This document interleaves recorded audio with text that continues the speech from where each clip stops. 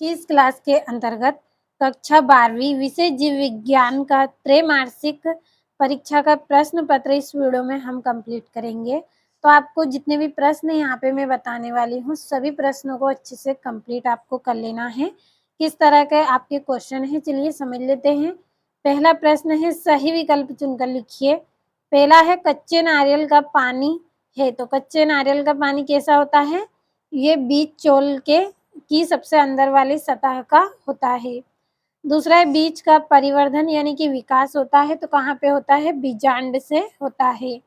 तीसरा है, परागकोश के अंदर की भित्ति परत है, तो क्या होती है? टेपिटम होती है। अगला है, अलैंगिक जनन में भाग लेने वाले जनकों की संख्या होती है, तो अलैंगिक जनन में एक जनक भाग लेता है। अगला है, पोलीगोनम प्रकार का भ्रूणपोष है, तो यह कैसा है? 8 कोशिका होती है इसमें और 7 कोश की होती है, होता है। तो आंसर रहेगा 8 कोश की और 8 केंद्र की और 7 कोश की। छठा है, वेली सनेरिया में किस प्रकार का परागन होता है?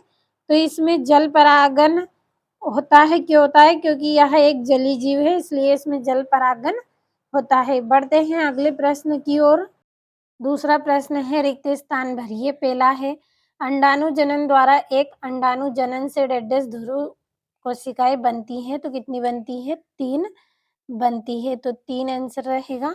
दूसरा है, शुक्राणु के डेढ़ भाग में माइटोकॉन्ड्रिया होता है, तो मध्य भाग में होता है, मध्य भाग। अगला है, निषेचन की क्रिया मादा जनन तंत्र के डेढ़ में होती है, तो ये अंडवाहिनी में होती है।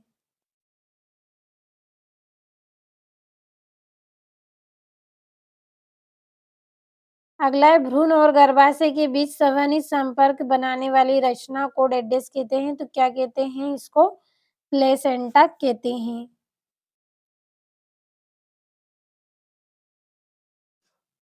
प्लेसेंटा इसका सही रहेगा। अगला है आपका, नर एवं स्त्री के युग्मक के संलयन को क्या कहते हैं? तो इसको निषेचन कहते हैं। अगला है, डेढ़ द्वितीयक शुक्र कोशिकाओं से 200 शुक्राणु बनेंगे। अगला आपका जो छठा प्रश्न है, इसमें आपका 400 आंसर सही रहेगा। 400 द्वितीयक शुक्र कोशिकाओं से 200 शुक्राणु बनेंगे। अगला प्रश्न, सत्य सत्य लिखिए। पहला, कॉपर्स लुटीनियम का निर्माण अप्रा में होता है, तो ये क्या रहेगा आपका? असत्य रहेगा। यहाँ पे मैं आप यहाँ पे टिक कर रही हूँ। यह सत्य कब रहता है? जब यहाँ पे अंडा से होता है, क्योंकि इसका जो निर्माण है वो अंडा से में होता है, तो अभी ये आपका क्या है? असत्य है। अगला है, मानव गर्भावस्था 270 दिनों की होती है, तो ये गलत है, क्योंकि जो मानव गर्भावस्था होती है वो 280 दिनों की होती है, तो ये क्या है? आपका असत्य है। तीसरा है, मनुष्य के शुक्राणु में 23 ऑटोसोम होते हैं, तो ये भी आपका क्या है? असत्य है। क्यों है? क्योंकि यहाँ पे 22 ऑटोसोम होते हैं, 22 होता, तो ये सत्य रहता। अगला है, द्विसंकर क्रॉस का अनुपात 9:3, 3:1 है, तो ये एकदम सत्य रहेगा। अगला है, हीमोफीलिया एक सहलग्न रोग है, तो ये आपका सत्य रहेगा। अगला है, जीन विनिमय की प्रक्रिया पेक्टिन अवस्था में होती है, तो ये भी आपका सत्य रहेगा। अब चलिए जोड़ियों को भर लेते हैं। पहली जोड़ी है टर्न सिंड्रोम, तो इसकी जोड़ी ये 2a+1 से, तो मैं यहाँ पे नंबर डाल रही हूँ सभी जोड़ियों पर, आप अच्छे से इनको पढ़ लीजिए। ये हो गई आपकी जोड़ियाँ। अगला प्रश्न है, एक वाक्य में उत्तर लिखिए। पहला है, यदि डीएनए अणु में साइटोसिन 18% है, तो एडेनिन का प्रतिशत कितना होगा? तो 32% रहेगा, 32%। अगला है, डीएनए तथा आरएनए का पूरा नाम लिखिए, तो डीएनए और आरएनए का पूरा नाम हम यहाँ पे लिखेंगे, क्योंकि यहाँ पे जगह ज़्यादा है, तो मैंने नंबर डाल दिया है, दूसरे का आंसर है ये, तो ये यहाँ पे मैंने भर दिया है। डीएनए का नाम क्या है? डीऑक्सी न्यूक्लिक एसिड और आरएनए का है राइबोन्यूक्लिक एसिड। तीसरा है ऊर्जा प्रवाह के प्रत्येक स्तर पर कितने प्रतिशत ऊर्जा का ह्रास होता है?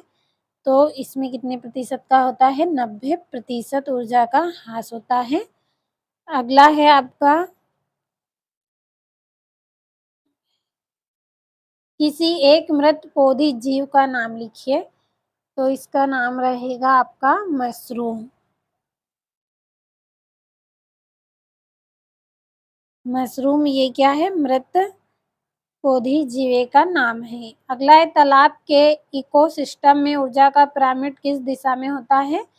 तो सीधा होता है, सीधा सीधा ऊपर की ओर होता है। यहाँ से छठा प्रश्न, स्वपरागन की कोई दो हानियां लिखिए। बढ़ते हैं अगले प्रश्न की ओर। अगला प्रश्न है आभासी फल किसे कहते हैं? और आठवां है प्लेसेंटा के दो कार्य लिखिए।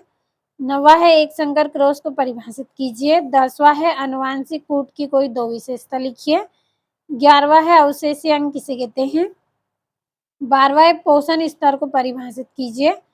13वां है स्पेरटोजीनेसिस और यूजेनेसिस में कोई तीन अंतर लिखिए।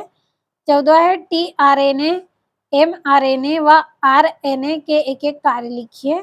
15वां समवर्ती अंग क्या है? उदाहरण सहित लिखना है। और 16वां है बहदई श्रृंखला एवं खाद्य श्रृंखला में तीन अंतर आपको बताना है, यानी कि आहार जाल श्रृंखला और खाद्य जाल श्रृंखला में अंतर आपको लिखना है। अगला प्रश्न है पारिस्थितिक पिरामिड व इसके प्रकार लिखिए। 18 है मानव जीनोम की चार विशेषता लिखिए। 19वां है मनुष्य में लिंग निर्धारण की प्रक्रिया को आरेख की सहायता से स्पष्ट कीजिए। और 20वां है द्विनिषेचन एवं त्रिसंलयन से आप क्या समझते हैं? सचित्र समझाइए। तो आज की इस वीडियो में 20 प्रश्न आपको बताए हैं। सभी प्रश्नों को आपको अच्छे से कंप्लीट करना है। सभी प्रश्नों का आपने स्क्रीनशॉट भी लिया होगा। तो अच्छे से पूरे प्रश्नों को कंप्लीट करें।